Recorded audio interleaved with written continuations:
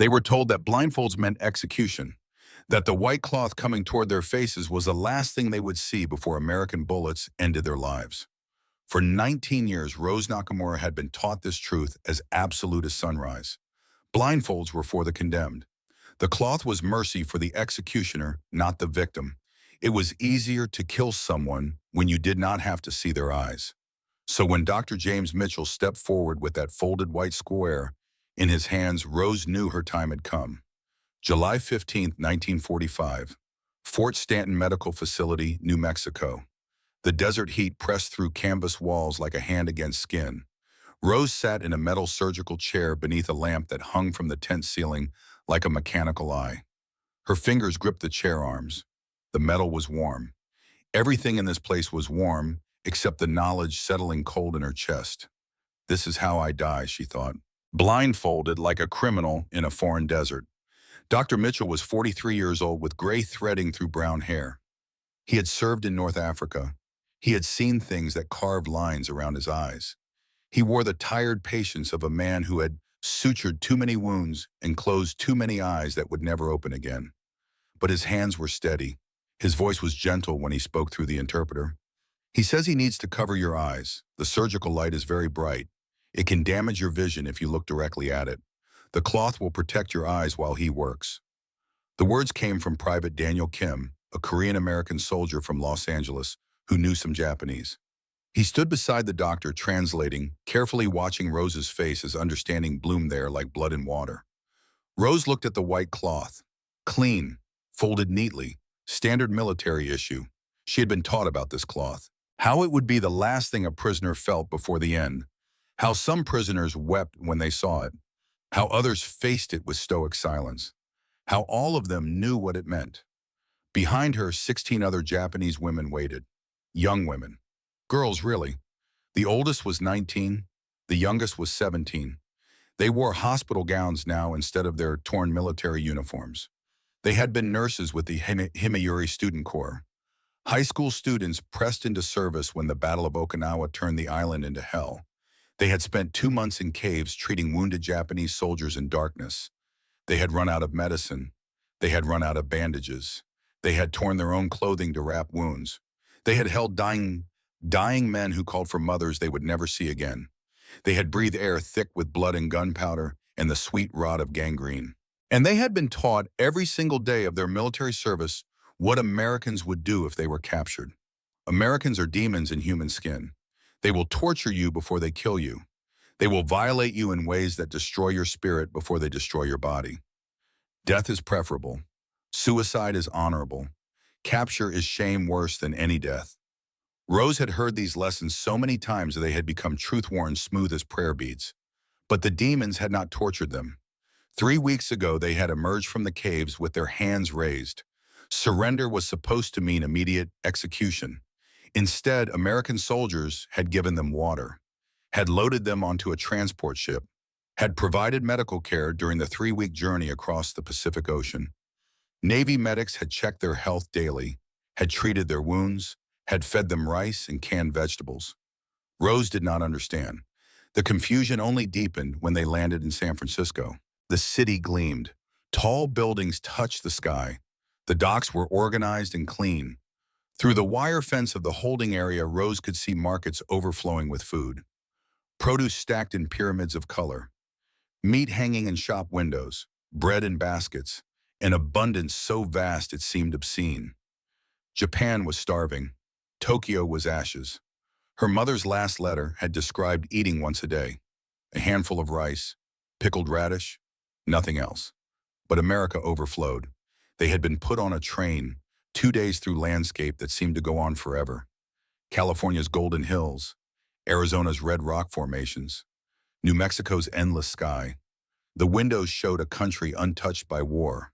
Ranches with fat cattle, fields growing crops, small towns with painted houses and flowering gardens.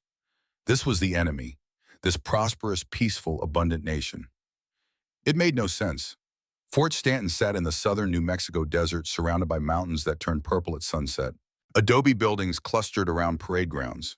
American flags snapped in the dry wind, and everywhere American soldiers moved with the casual confidence of men who knew they were winning.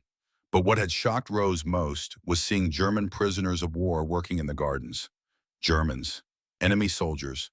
But they were tending vegetables, not being tortured. They wore clean uniforms. They looked healthy. They moved without chains. One had even smiled at them when they arrived. If Germans were safe, Rose had thought, could they be safe too? Now sitting in this surgical chair with the white cloth approaching, that hope felt foolish. The medical tent was the largest structure Rose had ever been inside. Canvas walls stretched 20 feet high. Electric lights hung from the ceiling, powered by generators that hummed constantly in the background. The floor was wooden planking swept clean. Metal tables lined the walls, covered with bottles of clear liquid and stacks of white bandages. Surgical instruments gleamed in trays. Everything smelled of disinfectant, sharp, chemical, so different from the cave smell of blood and decay that Rose's nose had finally become accustomed to.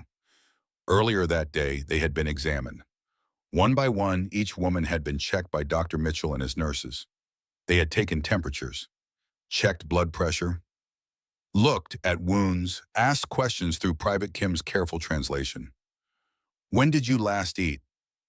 Where does it hurt? Have you been wounded? The questions were clinical, professional, absent of cruelty or mockery. Lieutenant Sarah Smith, a Chinese-American nurse with dark hair pinned under her cap and a warm smile, had examined Rose personally. She had cleaned the burns on Rose's arms with gentle hands, burns from a grenade explosion 2 weeks ago in the caves. Lieutenant Smith had applied ointment that cooled the fire in the damaged skin, had wrapped the burns in fresh white bandages, had spoken in English the entire time, her voice soft and reassuring, even though Rose could not understand the words. It was bewildering. Grace Tanaka, 18 years old and fierce with ideology, had refused to eat at first. This is poison, she had insisted, or drugged. They are fattening us before slaughter.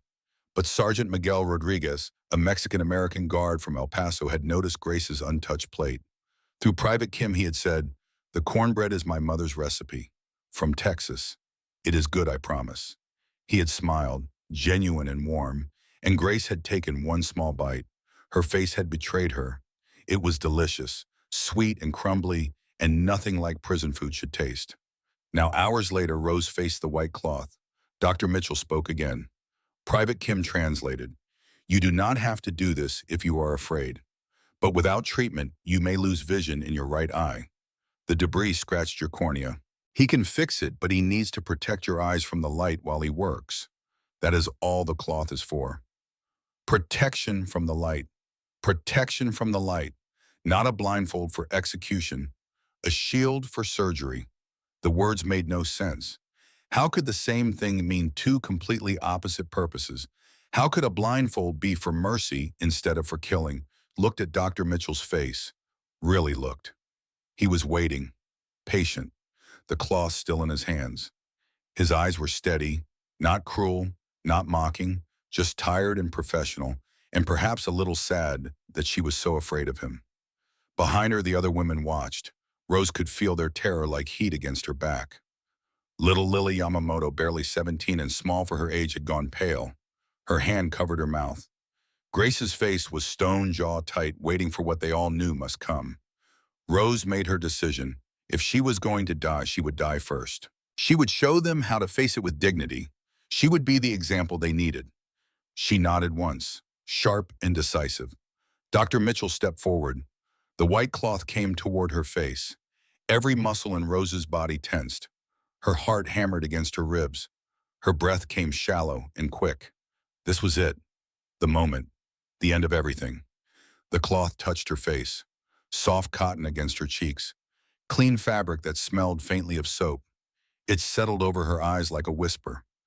Dr. Mitchell's hands moved to tie it at the back of her head. Gentle. Not tight. Not painful. Just secure enough to stay in place. Darkness. Rose waited for the gunshot. Instead, she heard the click of the surgical lamp being turned on, then a hum as it warmed. Then Dr. Mitchell's voice, calm and steady, giving instructions to Lieutenant Smith in English. Medical terminology, procedure notes, the sound of instruments being arranged on a metal tray. Something cool touched the skin around her right eye. It smelled medicinal. Numbing agent probably, local anesthetic to deaden the pain. He was actually going to operate. The blindfold was exactly what he said it was. Protection from the surgical light. Not preparation for execution. Protection for healing. Rose's hands began to shake. Not from fear now, from something else. From the sheer overwhelming strangeness of being wrong about something she had been so certain of. From the collapse of certainty itself. Everything we were taught, she thought. Everything they told us. It was a lie. The realization was more terrifying than the blindfold had been. Dr. Mitchell worked for 20 minutes. Rose felt pressure, but no pain. The anesthetic did its job. She heard him speaking quietly to Lieutenant Smith, heard the clink of instruments, felt the warmth of the surgical lamp even through the protective cloth, smelled the sharp scent of medical solutions. And with each passing minute, the foundation of her understanding crumbled a little more. When it was done, Dr. Mitchell applied a bandage over her right eye. Then he removed the blindfold carefully, slowly, giving her time to adjust. Rose blinked with her left eye. The tent came back into focus. Dr. Mitchell's face appeared slightly blurred. He was smiling. A small professional smile of satisfaction at work done well. "Good," he said in English. Then in terrible broken Japanese, "You will see. I will heal." "Good." Lieutenant Smith helped Rose stand. Her legs shook so badly she could barely walk. The nurse guided her to a cot on the other side of the tent. Rose sat, then lay back, stared at the canvas ceiling with her one unbandaged eye. The blindfold had been for protecting her eyes, not for killing her. Protecting. The word felt foreign in her mind, impossible to attach to Americans, to enemies, to the monsters she had been taught to fear. But here she was, live, treated with a gentleness that made her want to weep. Dr. Mitchell called the next woman forward. Lily Yamamoto came trembling like a leaf in wind. At 17, she was the youngest, the smallest. Her whole body shook as she sat in the chair. When Dr. Mitchell held up the white cloth and explained through Private Kim, Lily made a small sound, like a wounded animal. But she nodded. The cloth covered her eyes. Lily held perfectly still. Tears leaked from beneath the blindfold, running down her temples. She waited for death. 20 minutes later, she was being helped to the cot beside Rose, her shoulder bandaged where shrapnel had been removed, her body whole, still alive, still treated with care. One by one, each woman who needed a procedure went through the same experience.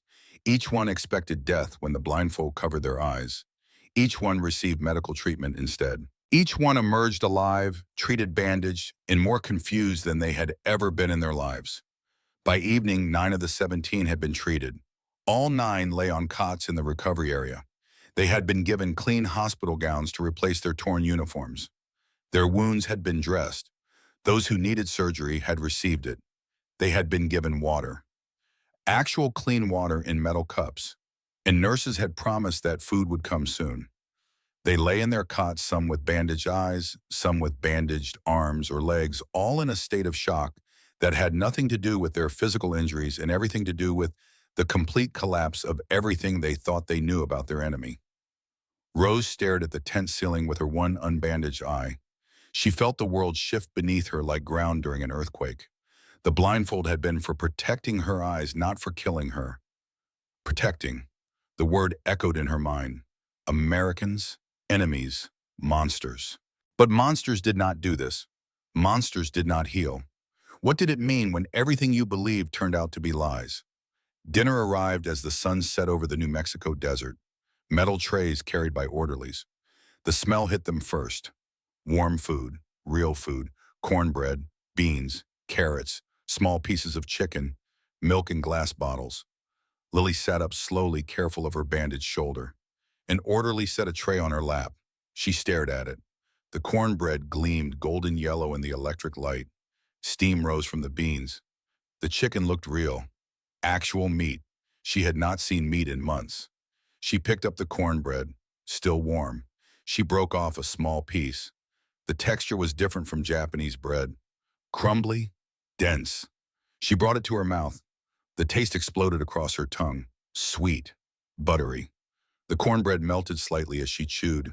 She closed her eyes. Tears started immediately. She had not tasted sweet bread in over a year. The sensation was so overwhelming, she could not stop crying. Around her, other women ate slowly, carefully.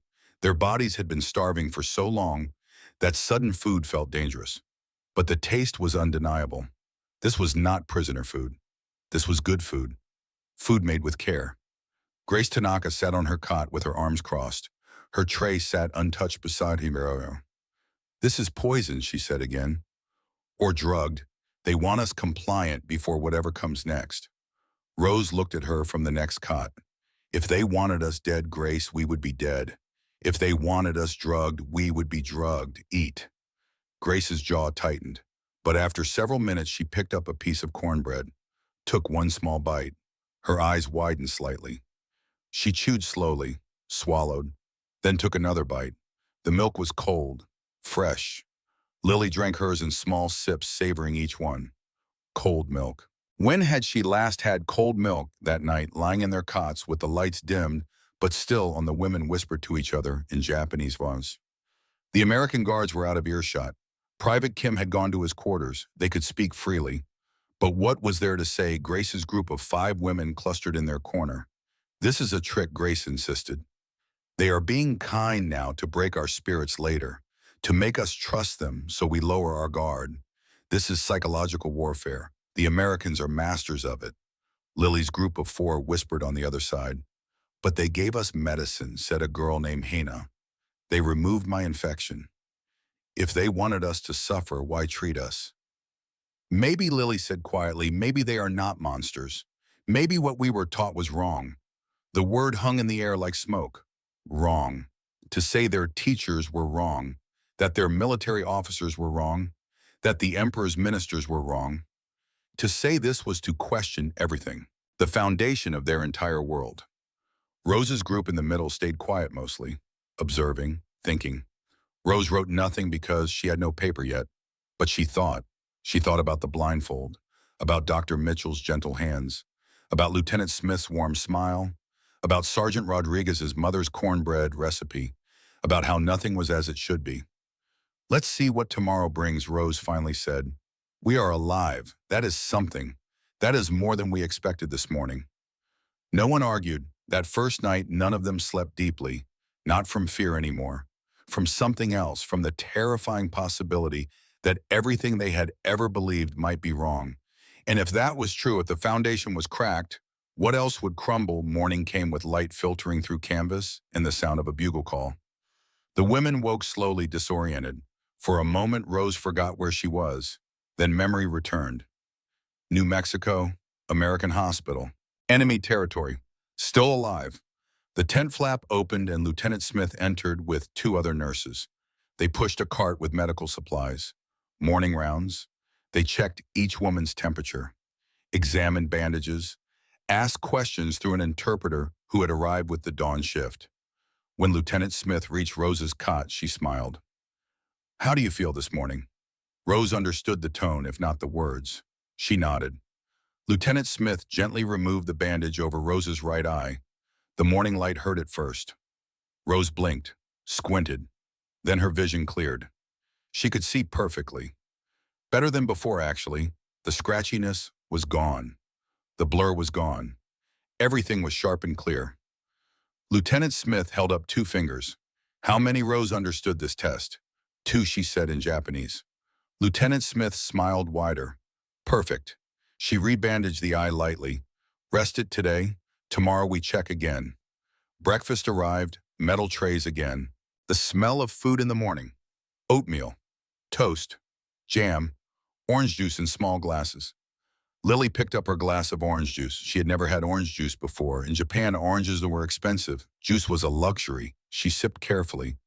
The taste was shocking. Sweet, tart, cold, bright. It tasted like sunshine would taste if sunshine were liquid. She gasped, took another sip. The flavor danced on her tongue. Sugar and acid and freshness all at once. She drank the entire glass in small sips, savoring each one. When she finished, she held the empty glass and looked at it like it held magic. Rose noticed something else about breakfast. The American soldiers in the mess area ate the same food. The doctors ate the same food. Officers and enlisted men ate the same food. This was not special treatment for prisoners. This was standard. This was normal. In the caves, officers had eaten first and best. Regular soldiers got what was left. The student nurses got almost nothing. Hierarchy had been absolute. But here, everyone ate the same. After breakfast, they were shown to shower facilities. Lieutenant Smith demonstrated how the handles worked. Hot and cold water. They could mix it to comfortable temperature. Soap was provided. Towels were provided. Shampoo was provided. The women took turns modest and careful. They had not bathed properly in months. Cave water had been for drinking, not washing. They had become accustomed to their own smell, to dirt ground into skin. Lily went third. She stepped into the shower stall, turned the hot water handle. Water cascaded from the shower head above. Warm water, hot water. Steam rose immediately. She stood under the stream and cried. Just stood there with water running over her scarred, thin body and cried. The warmth soaked into muscles that had been cold for so long. The soap smelled like flowers. She scrubbed her skin, scrubbed her hair, scrubbed until she was pink all over. When she emerged wrapped in a clean towel, she looked younger than her 17 years. The cave dirt was gone. The smell of death was gone. She looked like the schoolgirl she had been before war consumed her childhood. Grace showered last. She was quick, efficient. I will not enjoy their luxuries, she muttered. But even she could not hide the relief on her face when she emerged clean. By mid-morning, all 17 women were clean, fed, and resting. Some helped fold bandages, light work, nothing strenuous. They were recovering patients, not laborers. And then the Texans arrived. Corporal James Smith walked into the medical tent around 10 in the morning. 25 years old, Chinese-American from Houston. He wore his cowboy hat even indoors until Lieutenant Smith told him to take it off. He grinned, easy smile, relaxed posture. His uniform was crisp, but his manner was casual in that particularly American way. He approached the women who were folding bandages. Spoke to them in broken Japanese. Y'all want to learn some English? His accent was thick, Texas drawl mixing with Chinese tones, mixing with Japanese words. It was almost comical, but his face was friendly, non-threatening. Grace looked up sharply. Why would we need English? The war will end. We will go home. Corporal Smith's smile faded slightly. War's ending all right, he said in English, then tried in Japanese. War ending. Not how you think. The words were ominous, but before anyone could ask what he meant, Sergeant Miguel Rodriguez appeared. 30 years old, Mexican-American from El Paso, third-generation Texan. His family owned a ranch. He had that particular confidence of a man comfortable in his own skin. He nodded to the women. Respectful. Morning, ladies. Through Private Kim, who had arrived to help translate, Rodriguez explained that he wanted to check if they needed anything. Extra blankets, different food, books, anything. Rose spoke up. Why are you being kind to us? The question came out before she could stop it. Blunt, direct, but she needed to know. Rodriguez looked at her for a long moment, then spoke, and Private Kim translated carefully. Because you are patients in this hospital, because you are young women far from home, because kindness costs nothing and cruelty costs everything, because this is what we do. The answer was so simple it felt impossible. This is what we do. As if kindness to enemies was just normal, as if it required no explanation. Rose stared at him. This man from Texas, this enemy who spoke of kindness like it was ordinary, and somewhere deep in her chest something began to crack. Not break, not yet, but crack. The first line in the wall of certainty.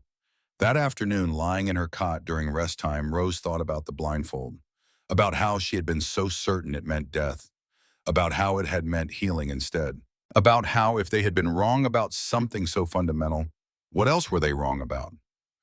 The question terrified her more than the blindfold ever had, because questions led to doubt, and doubt led to thinking, and thinking led to places she was not sure she was ready to go. But ready or not, the journey had begun. The moment the white cloth touched her face and she lived instead of died, everything changed, everything, and there would be no going back. The days began to follow a pattern. Not the brutal pattern of war, not the chaos of the caves, but something else, something that felt dangerous precisely because it felt safe. July 16th, 1945. The second day at Fort Stanton. Rose woke to the bugle call and for a moment forgot where she was. The canvas tent, the clean cot, the absence of fear.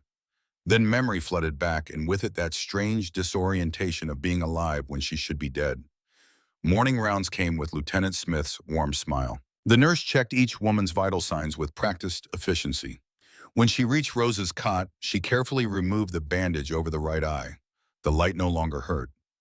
Rose blinked. Everything came into focus. Sharp, clear, better than it had been in months. Lieutenant Smith held up 3 fingers. Rose understood the test now. 3, she said. Perfect, Lieutenant Smith replied in English. The warmth in her voice needed no translation. She applied a lighter bandage. 1 more day of rest. Then we see. After morning rounds came breakfast. Rose had thought yesterday's meal might have been exceptional. Special treatment for new arrivals. But the second day brought the same abundance. Oatmeal with brown sugar. Toast with butter and jam. Small glasses of orange juice. Lily had finished her orange juice before Rose even started eating. The youngest girl sat holding her empty glass, looking at it like it contained secrets. Yesterday she had discovered what sunshine tasted like. Today she was chasing that brightness again. Rose ate slowly and observed. This was what nurses were trained to do. Observe. Notice patterns. Draw conclusions from evidence. The American soldiers in the mess area ate identical food. The doctors ate identical food. Officers sat with enlisted men eating and talking casually. In the Japanese military, such mixing would be unthinkable.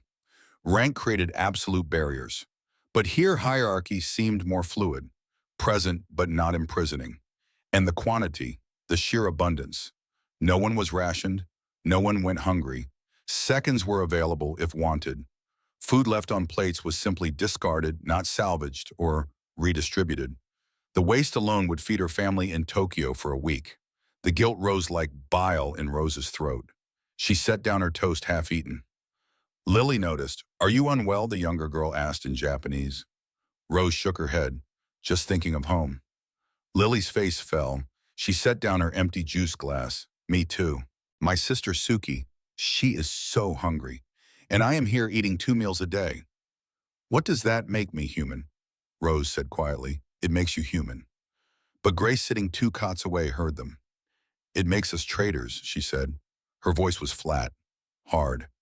"We should have died in the caves, with honor. Instead, we are here comfortable while our families suffer." Rose had no answer for that. The guilt was real. The comfort was real. Both existed at the same time, grinding against each other like stones. After breakfast, Lieutenant Smith appeared again with 2 other nurses. They led the women to shower facilities. The second shower was less shocking than the first, but no less wonderful. Lily again stood under the hot water for 10 minutes, eyes closed, letting the warmth seep into her young bones. When she emerged, her skin was pink and clean. She looked even more like the schoolgirl she had been. The war was washing away with the cave dirt, revealing the child underneath. Grace showered quickly again, efficiently, but Rose noticed that Grace stayed under the water slightly longer today, 30 seconds more, enjoying it despite herself. The morning stretched into routine. Some women helped fold bandages in the medical tent. Others organized supplies under Lieutenant Smith's direction.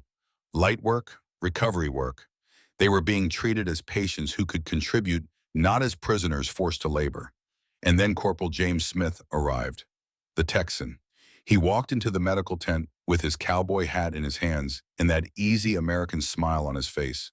25 years old and comfortable in his skin in a way that made Rose uncomfortable. Japanese men his age were rigid, formal. This American moved like he owned the air around him. "Morning, ladies," he said. Then in broken Japanese, "Good morning. You learn English today?" His pronunciation was atrocious, but his face was kind, non-threatening. He pulled up a chair backwards and sat facing them. In Japan, such casual posture in front of women would be disrespectful, but he meant no disrespect. This was just how he was. "Why would we need English?" Grace asked sharply. "The war will end soon. We will go home." Corporal Smith's smile faded a little. "War is ending," he agreed in English. Private Kim had arrived to translate. "But not the way you think. Japan will lose. Occupation will come. English will help you survive what comes next. The words landed like stones in water. Ripples spreading outward. Japan will lose. They knew this intellectually. After Okinawa fell, after the bombing raids, after the Navy was destroyed. But hearing it stated so casually, so certainly, by the enemy, it made it real in a new way. We do not need American language, Grace said. We need to return to our people. Corporal Smith nodded slowly. I understand. But while you are here, learning some English cannot hurt. Just basics. Hello, thank you. Please, these words might help. Rose surprised herself by speaking. I will learn. Grace turned to stare at her. Rose met her eyes steadily. He is right. If we survive, English may be useful. And we are here. We have time. What harm can it do? Corporal Smith's smile returned. Good. We start simple. Hello. Hello, Rose repeated. Her tongue struggled with the sound. The L was difficult. Japanese had no L. Only R, but she tried. Lily joined in. Hello. Her voice was softer, but her pronunciation was better. Younger tongues adapted faster. One by one, other women tried, some reluctantly, some curiously. Only Grace and her core group of 4 refused. They sat with arms crossed, silent resistance. Corporal Smith did not push. He just smiled and continued teaching those who wanted to learn. Thank you, please. How are you? Basic phrases. Building blocks of communication. And then Sergeant Rodriguez appeared, the other Texan. Miguel Rodriguez was 30 years old and carried himself with quiet authority. Mexican-American, 3rd generation. His family had ranched Texas land for decades. He wore his heritage in his face and his accent and the way he stood. Grounded, rooted. He nodded respectfully to the women. Morning, y'all need anything? Extra blankets? Different food books, maybe. Through Private Kim's translation, the offer reached them. Books. When had they last read something other than military manuals? When had there been time for stories? Rose spoke. Do you have Japanese books? Rodriguez shook his head. No, ma'am. But we have English books, picture books maybe, to help with learning. That would be acceptable, Rose said. Rodriguez smiled. I will see what I can find. Before he left, Rose asked the question that had been burning in her chest. Why are you kind to us? Rodriguez paused, turned back.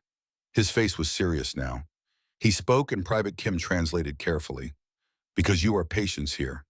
Because you are young women far from home. Because my mother taught me that kindness is not weakness. It is strength. And because this is what Americans do. We fight hard. But when the fighting stops, we show mercy. The answer was so simple, so straightforward. No political speech, no propaganda, just a man explaining his values like they were self-evident. Grace snorted. Propaganda. You think we believe this? Rodriguez looked at her. Not angry, just sad. I do not need you to believe anything, miss, but you will see. Time will show you. He left then, and Grace sat rigid with resistance. But even she had no response to his quiet certainty. That afternoon, Red Cross workers arrived at the hospital. They carried bags of mail, letters that had made the long journey from Japan. Mail service was shattered, but some letters still got through. Thin paper covered in careful handwriting, messages from a world they had left behind. The Red Cross worker called names. Some women received letters, some did not. Rose heard her name. Rose Nakamura. She stepped forward, hands trembling, accepted the thin envelope. The paper was so delicate it felt like it might dissolve in her fingers. She returned to her cot, sat, stared at the envelope. The handwriting was her mother's, careful characters, old-fashioned style. The postmark said May 1945, 2 months ago, a lifetime ago. Rose opened the letter carefully, unfolded the single thin page, read, My dearest daughter, the city is gone. The firebombings took everything. Our home is ash. We live in a shelter now with 30 other families, crowded but safe from the raids. Food is scarce. We eat once per day, a handful of rice, pickled vegetables when we can get them. Your father works clearing rubble for a few grams of rice per day. Many people have died from hunger. We are surviving. Your brother Kenji is missing. Last we heard, he was in the Philippines. No word since January. We believe he is dead. We pray for his spirit. We think of you every day. We pray you found an honorable end and did not suffer. May your spirit rest in peace. Rose read the letter 3 times. Each time the words hit harder. Her mother thought she was dead, believed Rose had killed herself rather than be captured. Had already mourned her, already lit incense for her spirit, and Rose was here, eating 3 meals a day, sleeping in a clean bed, treated for injuries her family could not afford to treat, gaining weight while they starved. The guilt was crushing. Lily received a letter too, from her little sister Suki. The handwriting was childish. Large characters, some mistakes. Suki was 10 years old. Big sister. The teachers told us, you are a hero. They said you died bravely for the emperor. I miss you so much. I cry at night, but mother says I must be strong like you. I am hungry all the time. We eat very little. Mother says we must be brave. I try to be brave, but it is hard. I wish you were here. I love you, Suki. Lily's hands shook holding the letter. Tears fell onto the paper, smearing the ink. Her little sister thought she was dead. Her little sister was starving. And Lily was here, safe, fed, healing. What kind of sister was she? Grace received no letter. She sat on her cot, arms wrapped around her knees, watching others read their mail. Her entire family had been in Okinawa. Parents, 2 younger brothers, 1 older sister, all dead. Probably killed in the final days of the battle. Probably buried in mass graves or never found at all. Grace had nothing to return to. No home, no family, only duty, and even that was crumbling. That evening dinner arrived. The smell hit them first. Rich, savory. The orderlies brought in trays laden with food. Pot roast, potatoes, green beans, fresh bread with butter, milk. The contrast was obscene. Letters describing starvation. Trays overflowing with abundance. The two realities could not exist in the same world. But they did. They were. Rose stared at her tray. The pot roast steamed. The potatoes were mashed with butter and cream. The green beans were cooked with bacon. Bacon. She had not seen bacon in years. The bread was white and soft and warm. She could not eat. She tried to pick up her fork. Her hand would not move. Her mother was eating once per day, handful of rice. And Rose had pot roast. Around her, other women struggled too. Some tried to eat. Some cried quietly. Some just stared. Only Grace exploded. Dr. Mitchell had entered the tent to check on his patients. He noticed the barely touched trays, the tears. He asked Private Kim what was wrong. Kim explained about the letters, about families starving in Japan. Dr. Mitchell's face fell. He looked genuinely sad. I am sorry, he said through Kim's translation. War is cruel to everyone. I wish your families had enough to eat. I wish no one was hungry anywhere. And that was when Grace snapped. She stood, threw her tray across the tent. Metal clattered against canvas. Food scattered. Pot roast hit the ground. Gravy splattered. Do not dare pity us, Grace screamed in Japanese.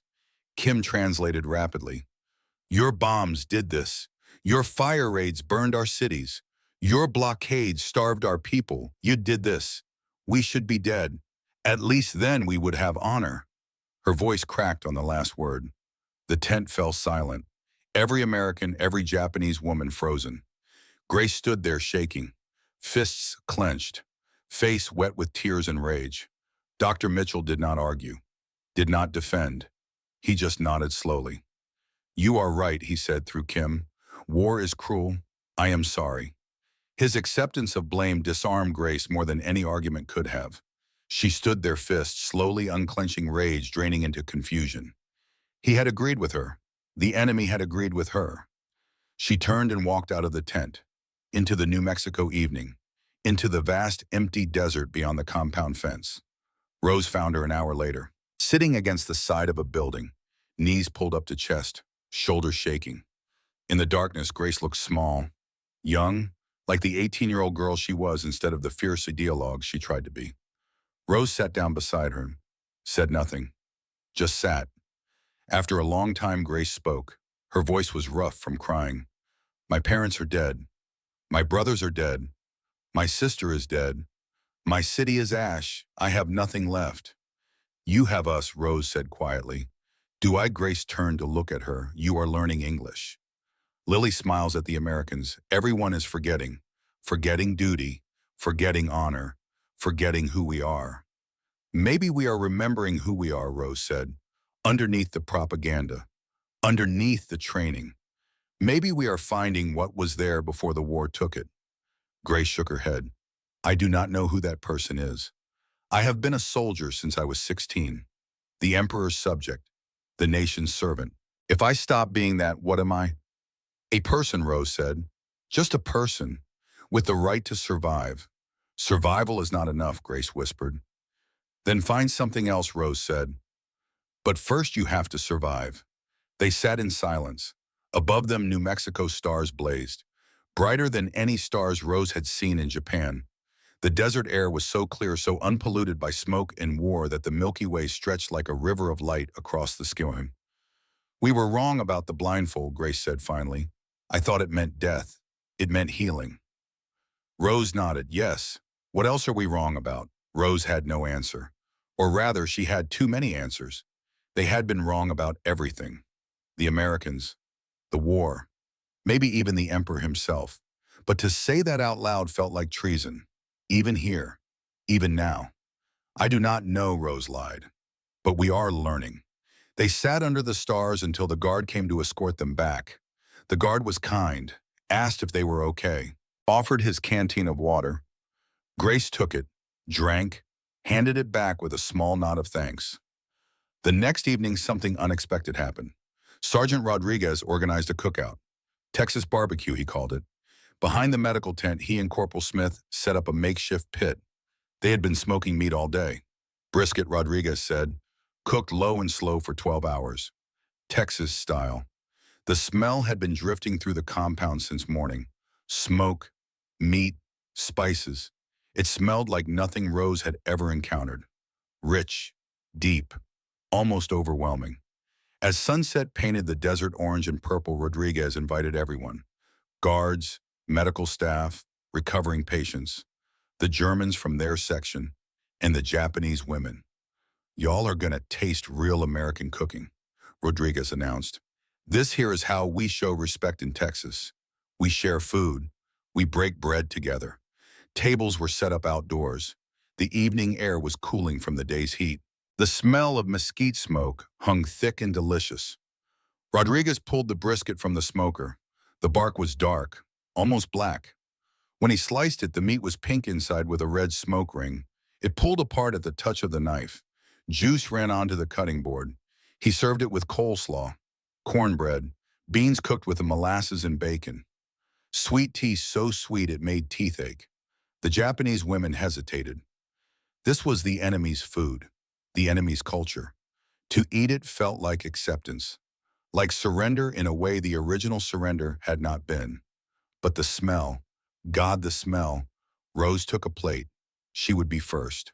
Again. If there was danger in eating, let her face it. Lily followed. Then others.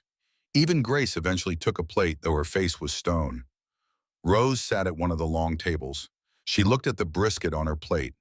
Dark, glistening. She picked up her fork, cut a small piece, brought it to her mouth.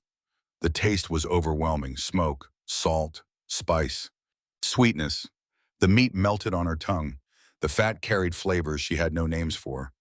Paprika, garlic, brown sugar, pepper. The smoke penetrated every fiber of meat, and the texture, so tender it barely needed chewing. She closed her eyes. This was not just food. This was care made edible. Someone had tended this meat for 12 hours, had checked it, adjusted temperature, added wood, waited, cared. Grace took a bite. Her face betrayed her instantly, eyes widening, jaw working. She chewed slowly, swallowed, stared at her plate, then took another bite. Rodriguez sat down across from them. Through Private Kim, he explained, in Texas, we take barbecue seriously. It is not just food. It is tradition. My grandfather taught my father. My father taught me. You cook low and slow. You do not rush. Good things take time. Why share with us, Rose asked. We are your enemies. Rodriguez smiled. Were. Past tense. War is ending. And even during war, we believe in something. We call it the Cowboy Code. Cowboy Code. Rose did not know the English word. Rodriguez explained through Kim, the code of the West, how cowboys lived, hard work, honesty, loyalty to your outfit, protecting those weaker than you, sharing what you have, keeping your word, meeting eyes when you talk. A man's honor is his word. A woman's strength is her character. Grace looked up sharply. That sounds like Bushido, our way of the warrior. Honor, duty, loyalty. Rodriguez nodded. Same idea, different language. Honor is honor. Does not matter if you say it in English or Japanese or Spanish. It is the same thing, treating people right, doing your duty, protecting what matters. Rose felt something shift in her chest. The Americans had honor, their own version, their own code. It was not the absence of honor that made them different from Japan. It was a different expression of the same values. Bushido had taught her to die for the emperor. The Cowboy Code taught protecting the weak. Both were about honor, but the outcomes were so different. That night, sitting under stars with a plate of Texas barbecue and enemies who were becoming something else, Rose understood something profound. Culture was not the enemy. Values were not the enemy. Fear was the enemy. Ignorance was the enemy. Lies were the enemy, and she had been drowning in lies. By late July, patterns had solidified into routine. Morning rounds, breakfast, English lessons with Corporal Smith for those willing, light work for those able, lunch, rest, afternoon activities, dinner, evening quiet time, sleep. The women's health improved visibly. Faces filled out, skin regained color, wounds healed, energy returned. They looked less like refugees and more like young women, because that was what they were. Young women, not soldiers, not ideologues, just girls forced into war who were now being allowed to be human again. Lily became almost Americanized. Her English improved fastest. She was 17. Her brain was still flexible. Within 2 weeks, she could hold basic conversations. She helped Lieutenant Smith organize medical supplies, learned English names for instruments and medicines, laughed easily, smiled often, but the guilt never left her. Every letter from Suki mentioned hunger, and Lily ate 3 times daily. The contradiction wore at her. Grace thawed slowly. She still resisted, still maintained her core group of hardliners.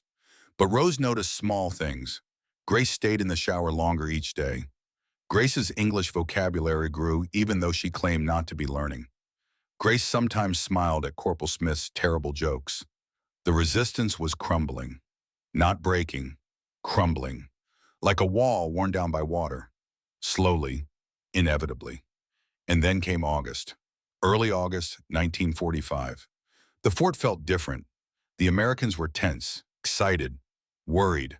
All at once, they gathered around radios, spoke in urgent whispers, looked at the Japanese women with something like pity. Something big was coming. Everyone could feel it. On August 6th, the world changed. Private Kim came into the medical tent in the afternoon. His face was gray, drawn. He gathered the Japanese women together. Spoke in Japanese, his voice shaking. This morning, he said, America dropped a new kind of bomb on Hiroshima. A single bomb. It destroyed the entire city. 70,000 people dead instantly. Maybe 140,000 total. The words made no sense. One bomb. One city, impossible. Bombs destroyed buildings, blocks at most, not entire cities. It is called an atomic bomb, Kim continued. Power of the sun, something new. Nothing has ever been this destructive before. Lily began crying immediately. My aunt lived in Hiroshima, my cousin, her husband, their children. I am sorry, Kim said. He looked like he wanted to cry too. Corporal Smith arrived with newspapers, showed them photos. A mushroom cloud rising miles into the sky. Devastation. Just devastation. Flat earth where a city had been. You are lying, Grace said. This is propaganda, to break our spirits. Smith shook his head sadly. I wish I was lying. Even the Americans looked shaken. Dr. Mitchell came to check on the women personally. His face was haggard. "I am a doctor," he said through Kim. "I save lives, this weapon. It is against everything I believe, but it will end the war. In the long run, it will save lives more than it takes." He did not sound convinced of his own words. 3 days later, August 9th, a second bomb fell. Nagasaki, another city gone, another 100,000 dead, maybe more. Japan could not continue, could not fight, could not resist. The war was over. It just had not officially ended yet. The Japanese women sat in numb silence. Their country was being erased, city by city, and they were here, safe, eating American food while their nation died. On August 15th, the emperor spoke on the radio, his voice broadcast across Japan and to Japanese communities worldwide. The fort played the broadcast for the Japanese prisoners of war. Let them hear their emperor's voice for the first time in their lives. The recording crackled with static. Then the voice came, high-pitched, formal, using archaic court Japanese that was barely comprehensible. The war situation has developed not necessarily to Japan's advantage. The enemy has begun to employ a new and most cruel bomb. We have resolved to endure the unendurable and suffer what is insufferable. Translation: Japan surrenders. Grace collapsed, literally fell to her knees. A wail tore from her throat. Animal, broken, she had nothing left. No family, no home, no purpose, and now no nation. The emperor himself admitted defeat. It was over. Other women cried, some sat in silent shock, some held each other. Lily curled into a ball, shaking. Rose felt strange. Grief, yes, but also relief. The war was over. No more killing, no more dying, no more fighting. Over.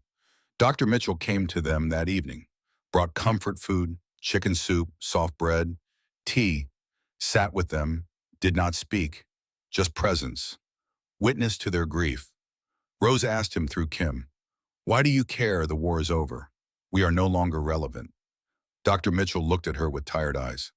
"The war is over," he said. "You are not my enemies anymore. You are my patients, and my patients matter to me, always." That night they grieved, for their nation, for their families, for everything they had believed that died with the emperor's words. Endure the unendurable, suffer what is insufferable. They would endure, they would suffer, but they would survive, and in surviving they would become something new. September came to the New Mexico desert with cooler nights and the slow turning of leaves in the cottonwood trees. The war was over. Japan had surrendered. Emperor Hirohito had spoken. And now came the question none of the 17 women wanted to answer. What happens next? The announcement came mid-September. An army administrator arrived at the medical tent with papers and an interpreter.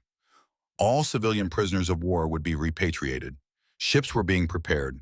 Processing would begin in October. Within weeks, they would leave Fort Stanton and return to Japan. The words should have brought joy. Going home, seeing family, returning to their own country, their own language, their own food. Instead, the women felt dread.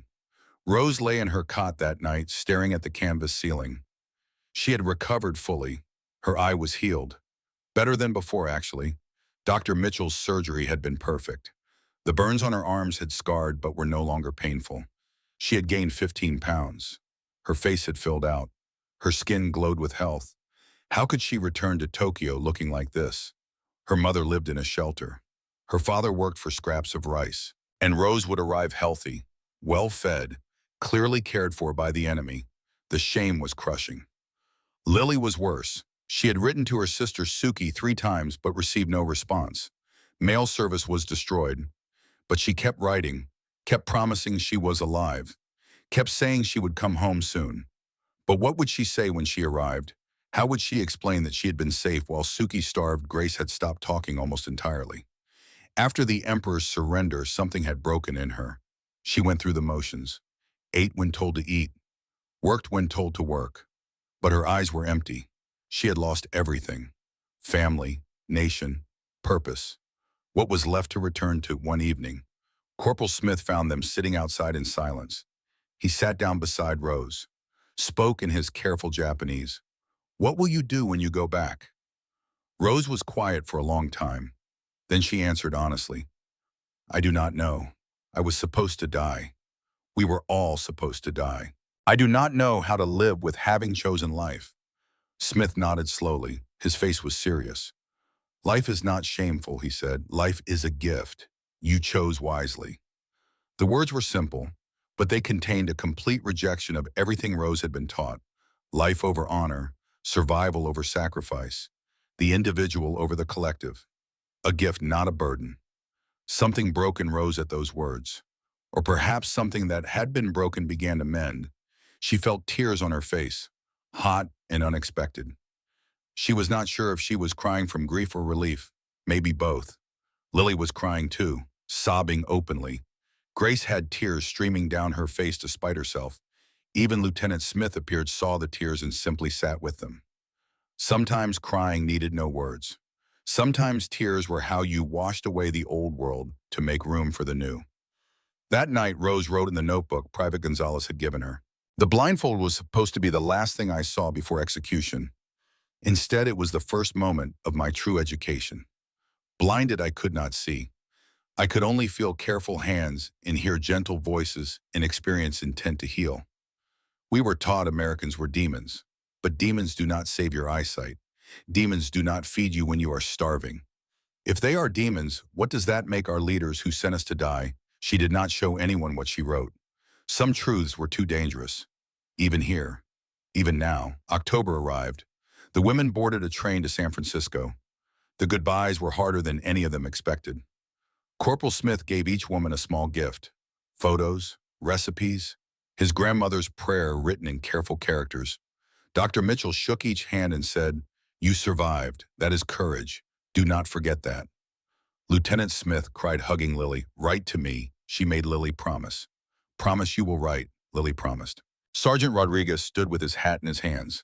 Vaya con Dios, he said to each woman. Go with God. Even Grace rigid. Grace hugged him briefly and whispered thank you in English. The train pulled away from Fort Stanton. The women looked back at the compound. That place had been their prison, but it had also been their sanctuary. And leaving felt wrong somehow, like abandoning safety for danger instead of the other way around. The ship journey back across the Pacific took 3 weeks. October 1945. The vessel was crowded with repatriating Japanese civilians and prisoners of war. The women kept to themselves mostly. They did not speak of Fort Stanton, did not mention American kindness. The other prisoners would not understand, would call them traitors, collaborators. So they stayed quiet and processed what awaited them. November arrived cold and gray. When the coast of Japan appeared on the horizon, it should have felt like homecoming. Instead, it felt foreign. From the ship, they could see the devastation even at a distance. Cities still smoking, infrastructure destroyed. The harbor at Yokohama was controlled by American forces. G is everywhere. Jeeps, American flags, their own country under occupation. The reality hit hard. Japan had not just lost. Japan had been conquered. The divine nation was now occupied territory. The emperor was not divine after all. Everything had been lies. They were processed through repatriation centers, given papers, told they were free to return to their families. Free. The word felt hollow. They had been free at Fort Stanton, fed, cared for, safe. Now they were free to return to ruins and starvation. The 17 women separated at Tokyo Station. They exchanged addresses, promised to stay in touch, hugged goodbye with tears. They had survived together. But now each had to face her own homecoming alone. Rose made her way to what had been her neighborhood. The journey took 2 days. Trains were damaged. Tracks were broken. The distance that would have taken hours before the war took 2 days now. And through the window, she saw it. The devastation was complete. Entire neighborhoods gone. Just foundations and rubble. People living in shacks made of scrap metal and cardboard. Children with hollow eyes begging at stations. Her neighborhood was unrecognizable. The house where she had grown up was gone, burned. In its place stood a small wooden shack that her family shared with 2 other families. 12 people in a space meant for 3. Rose knocked on the door. Her hands shook. Her mother answered. And Rose barely recognized her. Her mother had aged 20 years in the 6 months Rose had been gone. Thin, so thin, her cheeks hollow, her eyes sunken, her hair gray. Her mother stared, just stared, then whispered, "But you are dead. They told us you died in Okinawa. We held services for your spirit." Rose's throat tightened. "I survived, Mother. The Americans captured me. They kept me in a hospital. They treated my wounds. And now I am home." Her mother looked at her, really looked, took in her healthy appearance, her clean clothes provided by the Red Cross, her filled-out face, her clear eyes, her mother's own eyes filled with tears. "You look well," she said. Those two words carried a universe of meaning: accusation, relief, confusion, pain. "You look well while we suffered. While your brother died, while we starved." They stood in the doorway. Between them was a gulf of experience that could not be bridged with words. Rose had seen things her mother could never understand. Her mother had endured things Rose had been spared. They reached for each other, but the embrace was awkward, uncertain. Two strangers with the same blood. Her father came home from rubble clearing that evening. He did not recognize Rose at first. When he did, he broke down crying. "We mourned you," he sobbed. "We gave offerings to your spirit at the shrine. We thought you were gone." "I am here," Rose said. "I am alive." But was she? The Rose who had left Tokyo in March was dead. The girl who believed in the emperor, in the divine mission, and the superiority of Japanese spirit. That girl had died in a surgical chair under a white blindfold. This Rose was someone new, someone without certainty, someone learning to ask questions instead of accepting answers. She could not tell her parents about Fort Stanton, about 3 meals a day, about hot showers, about Dr. Mitchell's gentle hands, about Texas barbecue under New Mexico stars, about learning English, about American kindness. They would not understand, could not understand. She was trapped between two worlds and belonged fully to neither. In Osaka, Lily's homecoming was different but equally painful. Her mother answered the door and gasped, "Lily, you are alive." Then immediately, "You look well fed." The accusation was instant. "While we starved, you were comfortable." But then little Suki appeared, 10 years old, thin as paper. She looked 7. Her eyes were too large for her face. She saw Lily and screamed. "Big sister," she ran into Lily's arms, so light, like holding a bird. Lily picked her up and felt Suki's ribs through her thin dress, felt her sister's fragility, and the guilt nearly broke her. "I tried to be brave like you," Suki whispered. "I tried so hard." "You were brave," Lily said through tears. "You are brave." That night after their mother slept, Lily told Suki everything. About the surrender, about Fort Stanton, about Americans being kind, about Lieutenant Smith teaching her origami, about cornbread and orange juice, about surviving. Suki listened with wide eyes. "They were really nice?" she asked. "Yes," Lily said. "They were. I know it is hard to believe." Suki thought about this, then said, "I am glad you are alive. I do not care if that is shameful." "I am glad." Lily held her sister and cried. At least one person understood. At least one person forgave her for surviving. But the community did not forgive. Word spread quickly. Lily had survived captivity, had not killed herself. Some called her traitor. Others whispered about collaboration, about what she must have done to survive. The insinuations were vicious.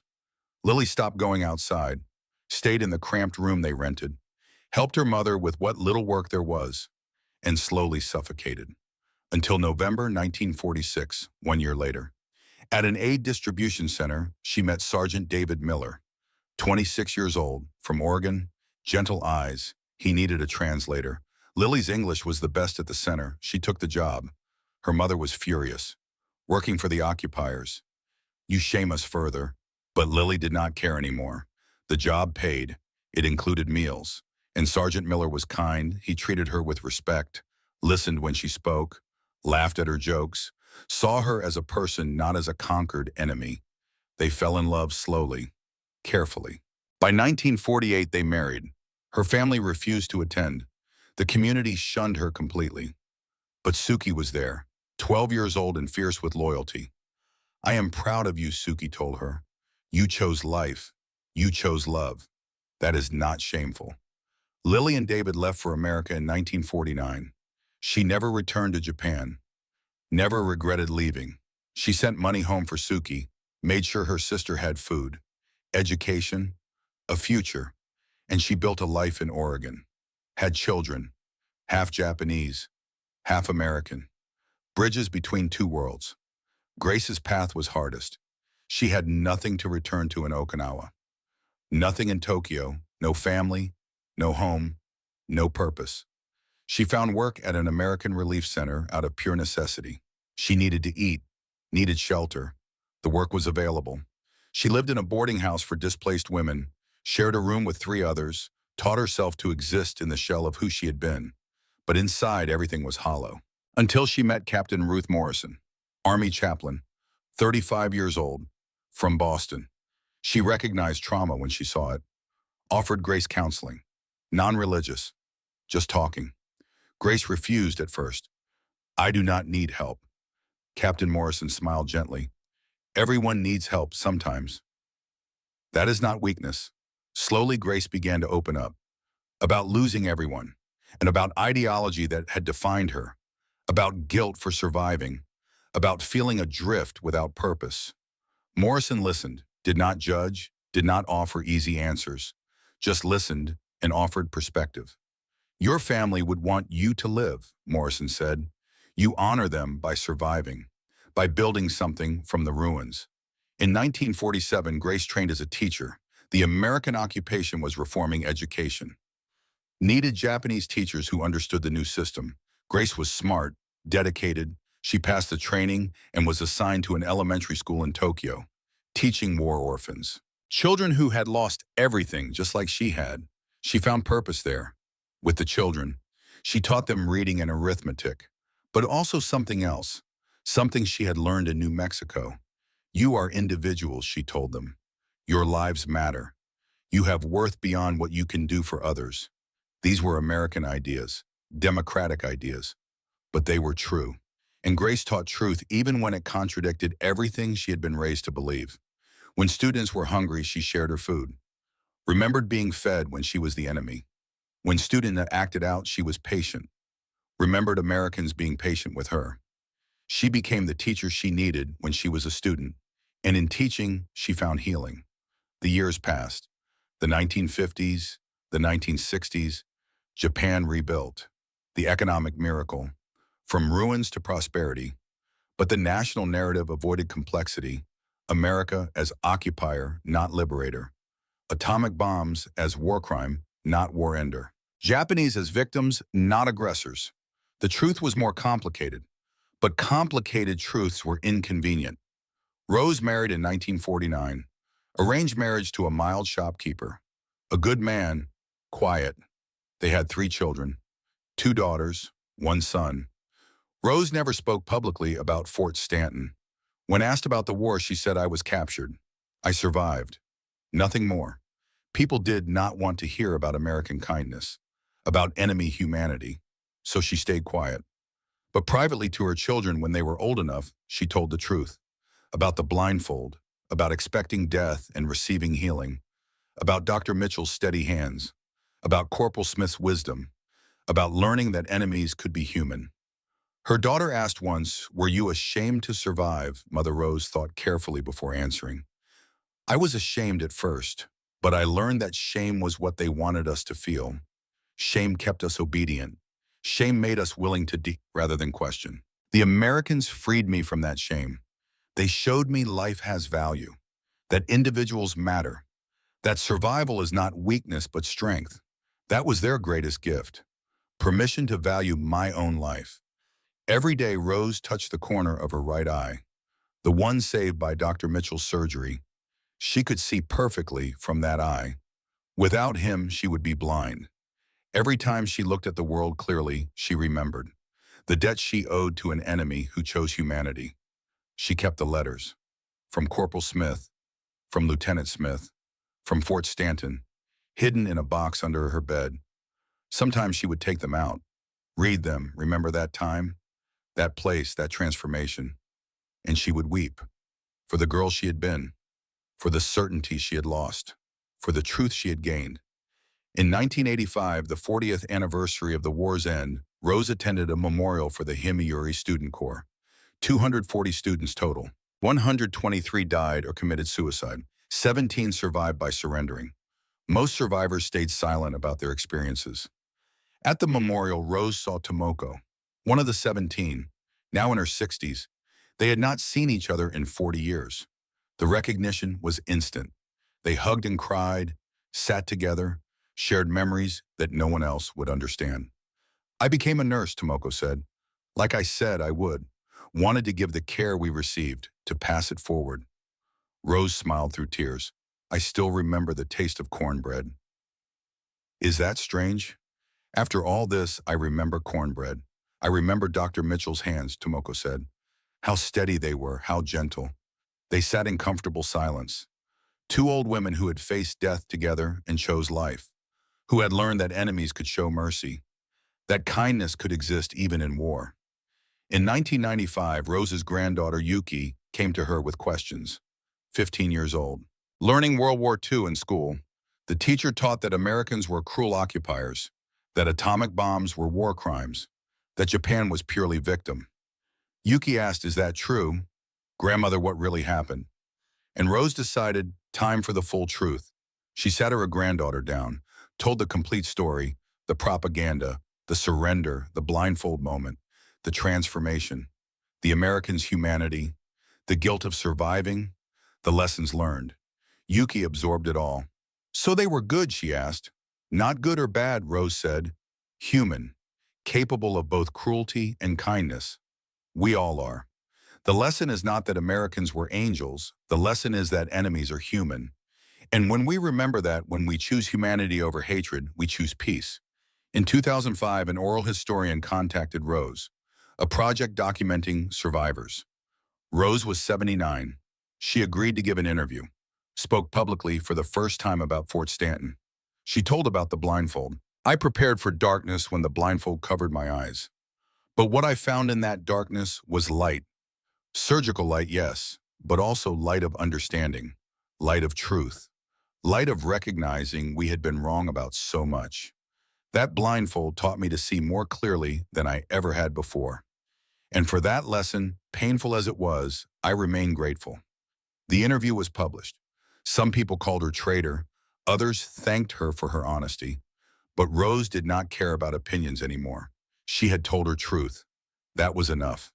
In 2008, Lily returned to Japan for the first time in 60 years, 80 years old. Her husband David had passed away. She came to visit Rose, to see Grace, the three surviving members of the 17, three old women sitting in a Tokyo cafe, drinking coffee, remembering. We are alive, Lily said. After everything, after all of it, we are alive. Grace smiled, a real smile. We were enemies who became friends with enemies who saved us. They did not save us, Rose said. They showed us how to save ourselves by choosing life over ideology, truth over propaganda, humanity over hatred. They sat together, three survivors, three witnesses, three women who had faced the blindfold and learned what it really meant. Not death, but transformation. Not ending, but beginning.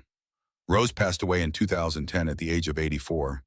Her funeral was attended by her children and grandchildren, by old friends, by former students she had tutored, by Tomoko and Grace, and by Lily, who flew from Oregon one last time. Rose's granddaughter Yuki gave the eulogy, 25 years old now, strong, educated, free.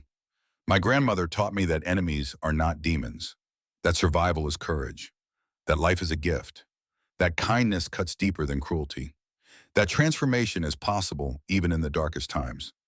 She carried the lesson of the blindfold her entire life. Expected death, received healing, expected hatred, received humanity, expected propaganda, received truth. She taught us to see clearly, to question, to choose humanity. That is her legacy. After the service, Yuki returned to Rose's house, found the box under the bed, the letters from Fort Stanton, the notebook with Rose's private writings, the photos of Americans who had been kind. She read everything, wept, and made a decision. She would translate them, publish them, so the story would not be lost.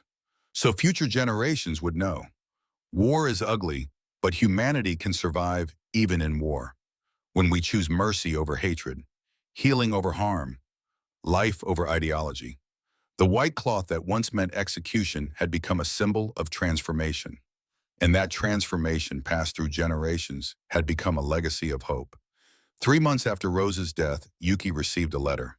From Oregon, from Lily's daughter, half Japanese, half American. We should meet, the letter said. Our mother's stories deserve to be told together. To show what is possible when enemies see each other's humanity. Yuki agreed. They met, shared documents, photos, letters, memories passed down, and they began the work of preserving the story of the blindfold, of Fort Stanton, of 17 young women who expected death and received life, who learned that the enemy could show mercy, that kindness was stronger than hatred, that survival was not shameful but sacred. Because these stories matter. The small stories, the human stories, the moments when someone chose compassion over cruelty. These are the stories that change the world. Not the battles, not the treaties, but the moments when enemies saw each other as human. The blindfold was supposed to be the last thing Rose saw before execution. Instead, it became the first moment of her true education. It taught her to see without eyes, to trust without certainty, to question without fear, to survive without shame, to value life over ideology, to choose humanity over hatred. And that lesson, carried across 84 years and 3 generations, remains as relevant today as it was in 1945. We are all capable of being taught lies. We are all capable of believing propaganda. We are all capable of seeing enemies as demons. But we are also capable of questioning, of learning, of changing, of choosing humanity. The most powerful weapon is not the atomic bomb. It is not military might. It is not even freedom or democracy, though those matter. The most powerful weapon is the choice to see the person in front of you as human, to extend mercy when you could choose cruelty, to heal when you could harm, to offer dignity when you could offer shame. That was the lesson of the blindfold. That was the gift Fort Stanton gave to 17 Japanese women in 1945. And that gift passed forward through decades, changed lives, changed families, changed the understanding of what is possible between enemies. If this story has moved you, share it. Tell it to someone who needs to hear it. Subscribe to ensure these accounts from history are not forgotten. Leave a comment sharing your own experiences or your family's stories from this time, because these stories connect us. Remind us of our shared humanity. Show us what is possible when we choose compassion over hatred. The white cloth still exists, metaphorically. Every day we face moments when we can choose to see others as human or as enemy, to extend mercy or withhold it, to build bridges or walls. The blindfold moment happens over and over, in small ways, in large ways, and each time we choose. Rose chose to sit in that chair, to allow the cloth over her eyes, to trust when everything said do not trust. And in that moment of vulnerability, she found not death but life, not cruelty but compassion, not the enemy but humanity. We can all choose that in our own ways, in our own moments. When faced with those we fear or misunderstand or have been taught to hate, we can choose to see them, really see them, as humans with families and hopes and fears just like us. That is the legacy of the blindfold. That is the lesson of Fort Stanton. That is the gift Rose Nakamura carried for 84 years and passed to her granddaughter, and through her granddaughter to us. Choose humanity. Choose mercy. Choose to see clearly even in darkness, especially in darkness, because that is when clear sight matters most. The white cloth that once meant execution became a symbol of transformation, and that symbol lives on. In every choice we make, in every moment we extend compassion to someone we could hate, in every time we choose healing over harm.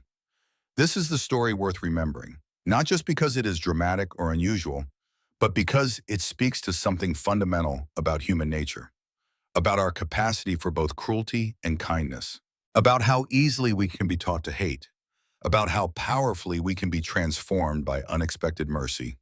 Rose Nakamura, Lily Yamamoto, and Grace Tanaka survived.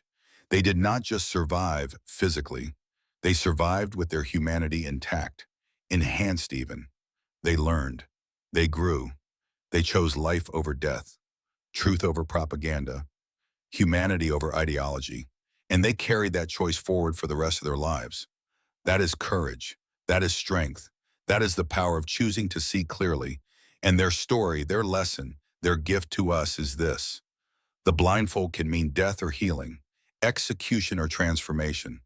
The difference is not in the cloth, it is in the hands that hold it, and in the choice we make to trust or to fear. Choose trust, choose humanity, choose to see the person behind the uniform, behind the propaganda, behind the fear, and in choosing we honor those 17 women who faced the blindfold and lived to tell us what they learned. That enemies can become friends, that hatred can become understanding, that war can end not just with treaties, but with transformed hearts. This is their legacy. This is their gift. And this is the story that must never be forgotten. Because in forgetting, we lose the lesson. And in losing the lesson, we risk repeating the hatred. But in remembering and sharing and choosing as they chose, we keep the flame alive. The flame of humanity, the light that survives even in the darkest times. The hope that persists when all seems lost. The blindfold taught them to see. May their story teach us the same. To see clearly, to choose wisely, to love courageously, to extend mercy generously, and to remember always that we are all human, all capable of change, all worthy of dignity, all deserving of the chance they were given, the chance to choose life, to choose truth, to choose humanity. That is the lesson of the blindfold. That is the gift of Fort Stanton.